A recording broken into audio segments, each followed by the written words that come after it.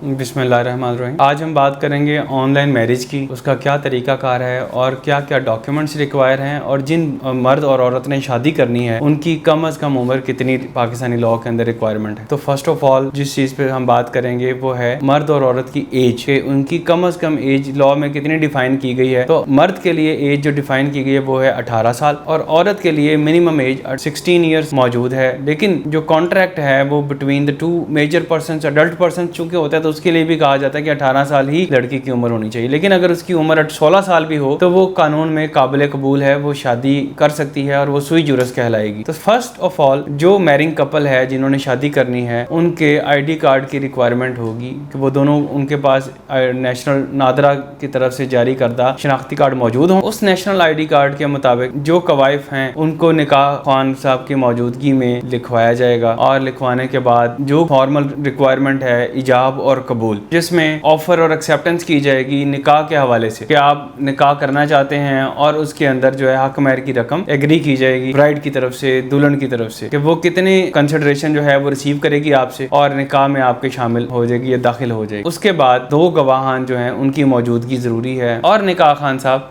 उसको रजिस्टर करवाएंगे मुतलका यूनियन काउंसिल में। अच्छा, यहाँ पे जो सबसे इम्पोर्टेंट चीज़ है, क्या हस्बैंड और वाइफ का निकाह ऑनलाइन कंडक्ट किया जा सकता है? तो बिल्कुल किया जा सकता है। उसमें रिक्वायरमेंट क्या होगी कि हस्बैंड अगर वो आउट ऑफ पाकिस्तान है उसका ऑनलाइन निकाह करवाया जाएगा, इजाब व कबूल करवाया जाएगा, लेकिन उसके बिहाफ पे जो उसका पावर ऑफ अटर्नी होल्डर होगा जिसको वो पावर ऑफ अटर्नी देगा, इख्तियार देगा कि उसके बिहाफ पे साइन कर दे, उसके साइन करवाए जाएंगे निकाहनामा के ऊपर और वो निकाहनामा उसके सिग्नेचर के बाद उस पावर ऑफ अटर्नी के हमरा यूनियन काउंसिल में रजिस्टर करवाया जाएगा। तो यहाँ पे फिजिकल प्रेजेंस जो है वो पार्टीज की जरूरी नहीं होती। सेकंड क्वेश्चन जो है जो नॉर्मली पूछा जाता है, क्या वली की रिक्वायरमेंट है? तो बिल्कुल, अगर शरीयत और इस्लाम के मुताबिक देखेंगे तो वली की रिक्वायरमेंट मौजूद है, लेकिन जो पाकिस्तानी कानून है उसमें भी वली की ऑप्शन मौजूद है। वो फादर हो सकता है, कोई बड़ा हो सकता है, घर का सरबराह हो सकता है। तो सरबराह जो है उसका मौजूद होना जरूरी है, जिसमें कोई भी घर का बड़ा लड़की की तरफ से शादी का गवाह मौजूद होता है। वो गवाह भी जो है वो भी सरपरस्त हो सकते हैं, वली हो सकते हैं और उनकी मौजूदगी में ये निकाह किया जाएगा। इसका स्टेप बाय स्टेप प्रोसेस क्या होगा ऑनलाइन निकाह? नंबर 1, हम आपको टाइम देंगे